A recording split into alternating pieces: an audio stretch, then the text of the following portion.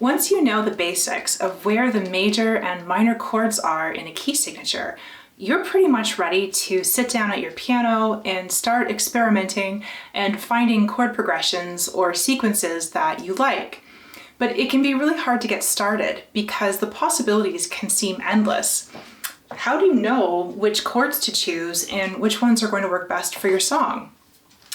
It can help to have a few organizing principles to bring a bit of structure to your planning. I've already talked a little bit about this when I talked about the differences between major and minor chords and how we discussed that in a song that is meant to sound happy, it probably means that you will predominantly use the 3 major chords within that key signature.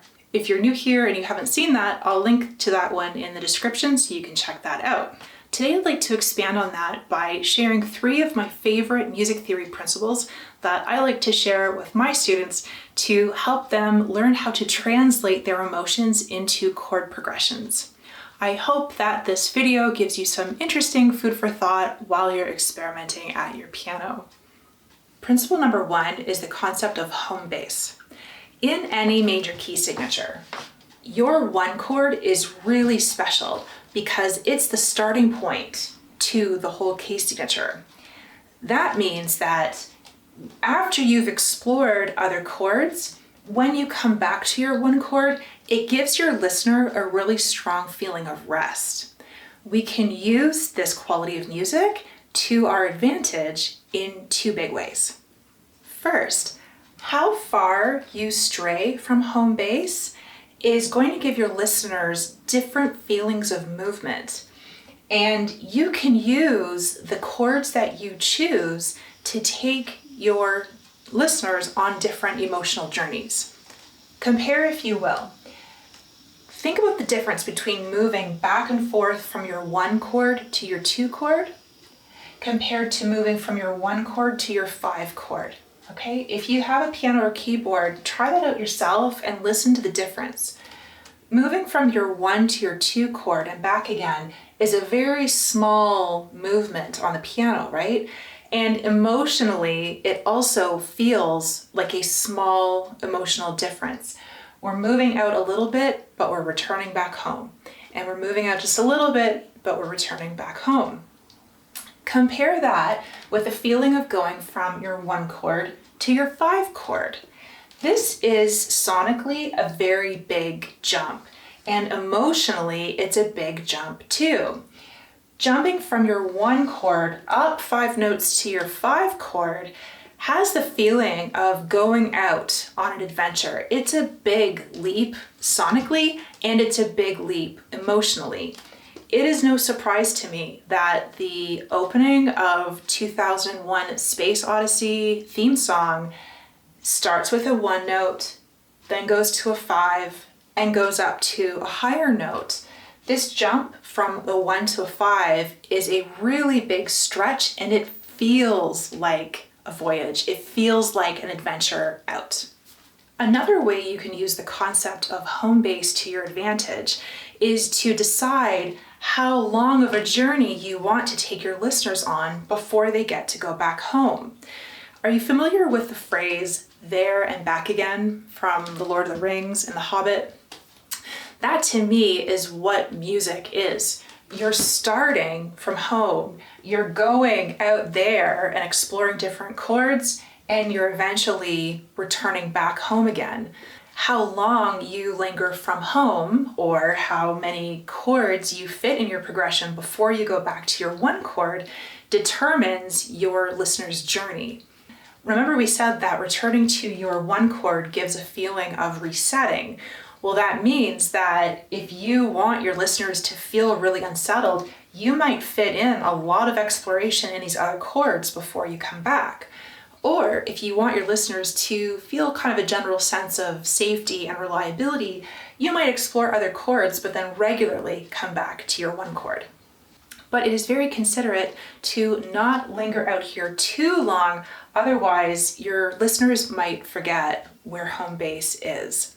At the very least, it's important to at least end your song on the 1 chord for a feeling of completion.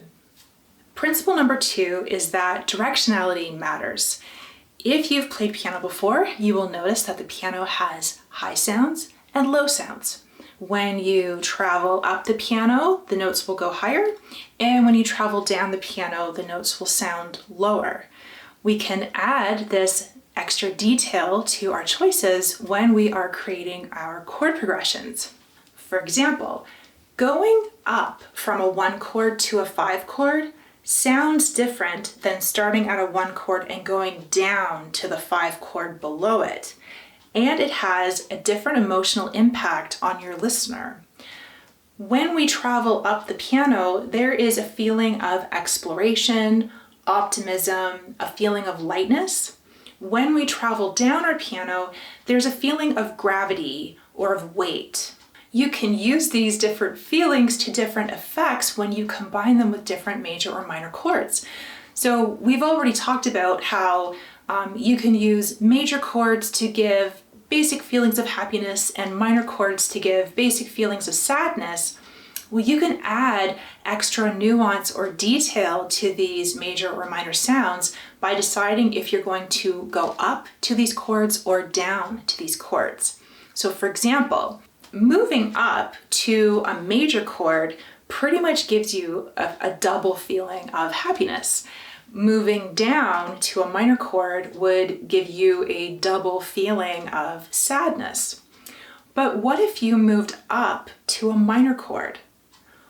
What feeling might that convey? Or what if you moved down to a major chord?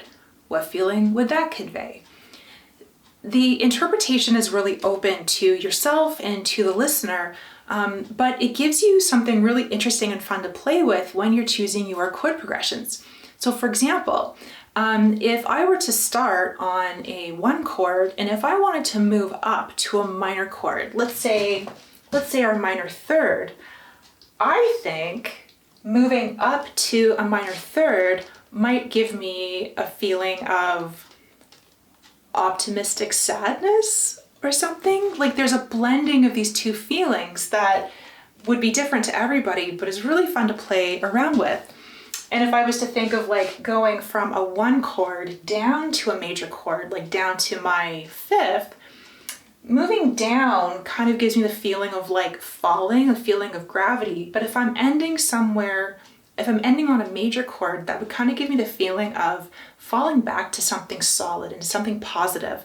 So it might give me the feeling of like being caught or something like that, right? What you choose out of your chord progressions is really going to be unique to you, and it probably will not be shared precisely by all of your listeners.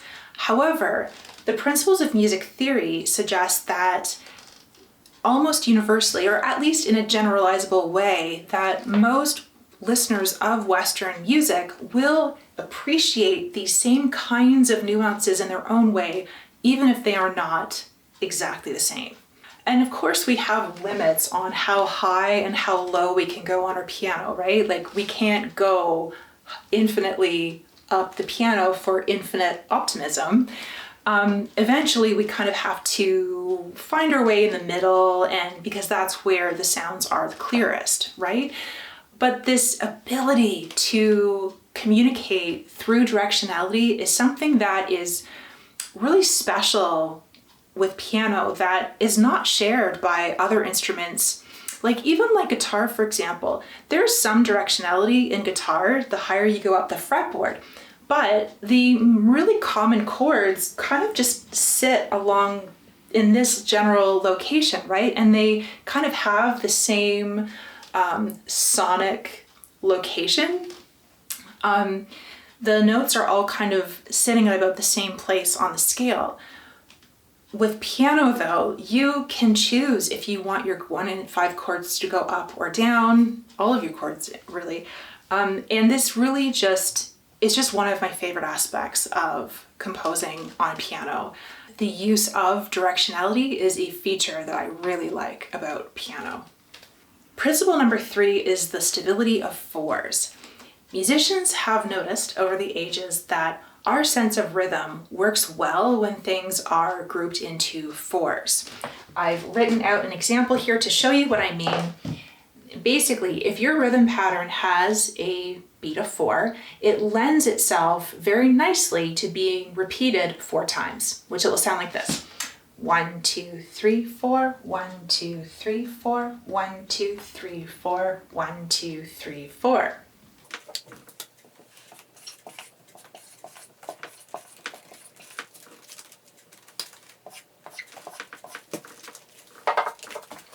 Even if your song has a beat of 3, it lends itself really well to being in groups of 4, like this.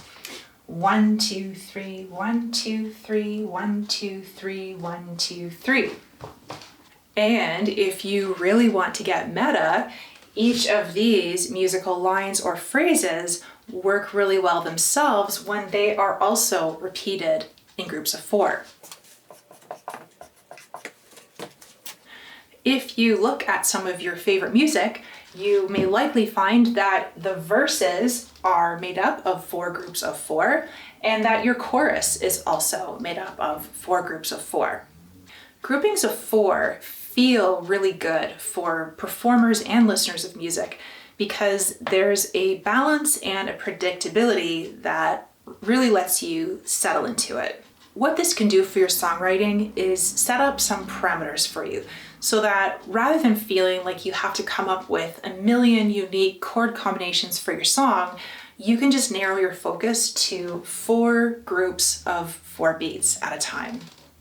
So there you have it. Those are my 3 favorite principles of music theory that I like to share with my students to get them started in writing their own music. I hope you found them helpful.